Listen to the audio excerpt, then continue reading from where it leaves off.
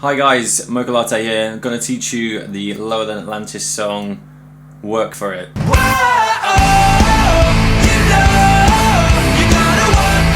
the first thing we're going to do is actually look at the tuning because, as you can probably imagine, it sounds pretty low.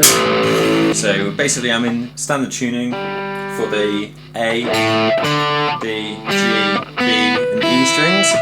But then what we're doing with the low E string is tuning it all the way down to an A. So what you've got is the lowest two strings are actually an octave apart. That's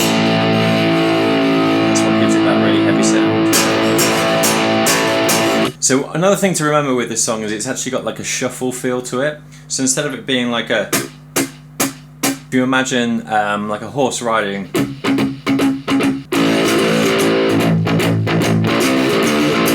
One of the things you could do if you didn't want to play around with the tuning too much is actually just record with it in normal tuning but utilise the A string.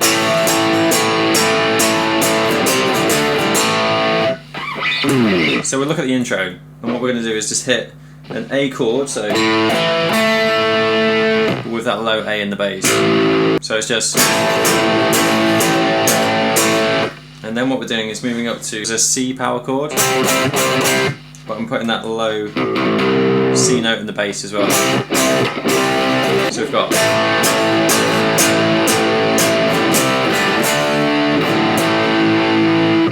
and then basically, so what I did then was just move up from the C to the D, back to the A again.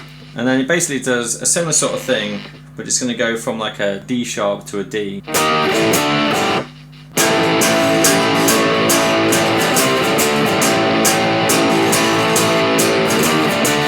Play the whole thing with the track.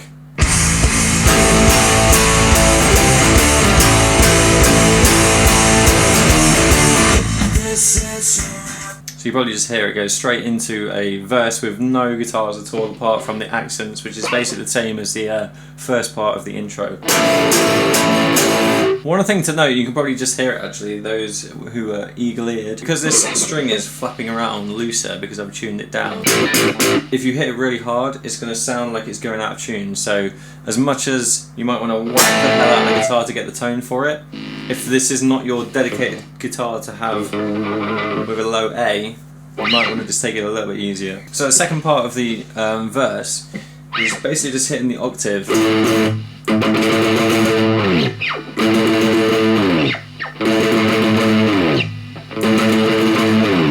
So before it goes into the, I suppose it's like a pre-chorus, it's just two hits. Something that's really important as well about this is to utilise your left and right hand dampening or muting. So what you can do there is, you'll hear if I try to do it with just my right hand or my picking hand, you get like a, so you can lightly cover the strings with your left hand if you wanted to as well. It's going to make the band sound really tight, or even if you're just playing along at home, it's going to make it sound really, really cool, and you'll hear when there's no guitar, and that's what you want to try and emulate. So I'll break this down into two sections here. So we've basically got nice and quiet. You might want to roll off the volume a little bit.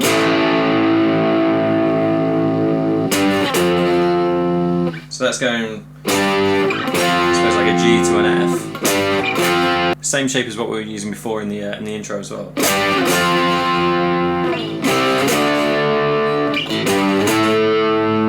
So we're going to start off on the A essentially, but down here. G to an A, C to a D, G to an A again. So at that point there's another guitar that's going to go. So that's hitting octaves, which is basically, instead of your normal power chord, you're going to hit a string with your index finger, which is the C in this case, and then where you would normally put your ring finger, the next string down on the D string, 2 frets up on the fifth fret, we're going to actually skip that and just go straight to the octave. So move that all the way up 12 frets, down 1 fret to the 14th fret, 12.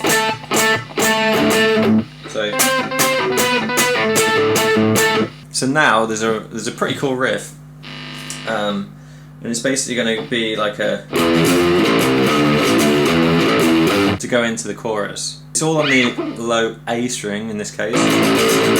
We're going to go B to C, so 7th fret to 8th fret. Then I'm going to go from the 3rd fret to the 5th fret, which is a C to a D.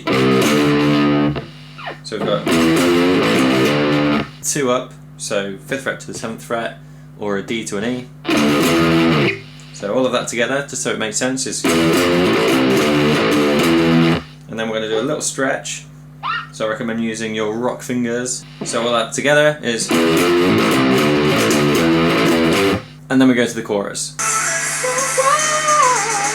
And this is basically very similar to the intro, except we're going to repeat the first part where it goes... I think it's 3 times.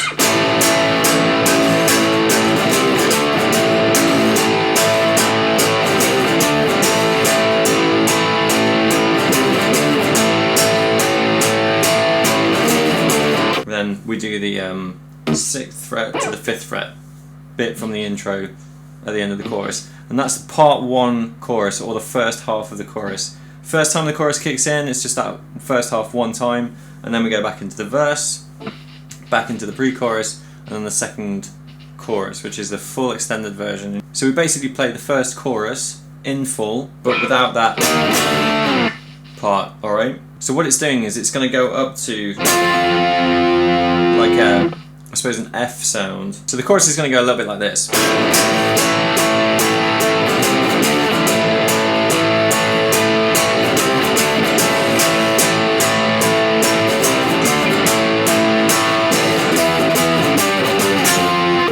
So the cool thing about that is there's like a little push into it. So a push is when you're getting before the kind of the first note of the next bar. 7th fret, 10th fret, 8th fret, and I'm actually hitting it on an upstroke as well. And then we're basically going to go.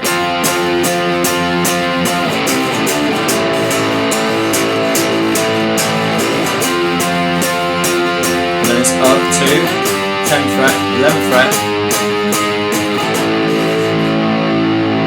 and then back to 12, or what I like to do is I'll play open A and A string, and then I'll play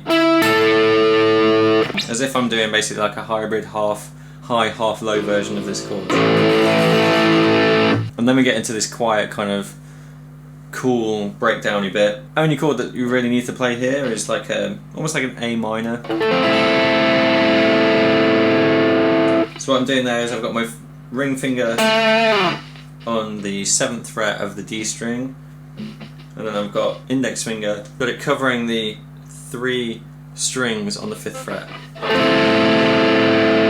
If you wanted to, you could be quite cool and copy what he's doing on the track, which is like a...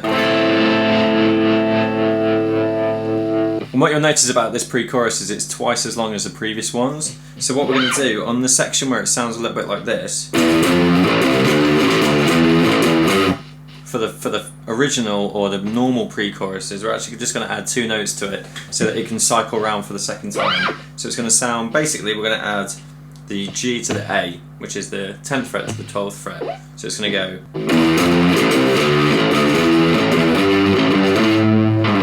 And then it cycles around again, goes through the chorus, and then we've got a really cool end part as well. So basically, what I would do here is just slide down.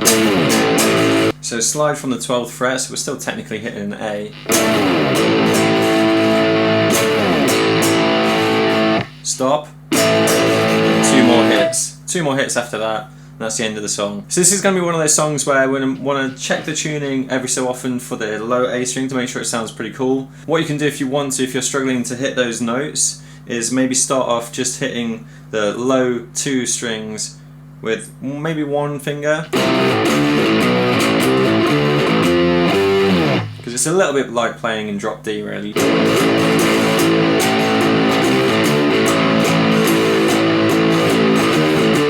The only bit that might be a little bit difficult there is the kind of link into the chorus from the pre-chorus, which is going to sound like a little bit like this.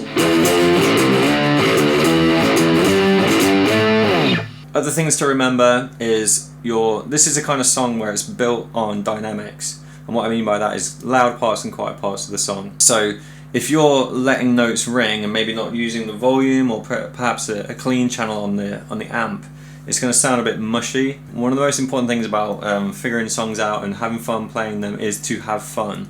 You can work for it, as the song suggests, but you've got to have fun as well, otherwise there's just no point.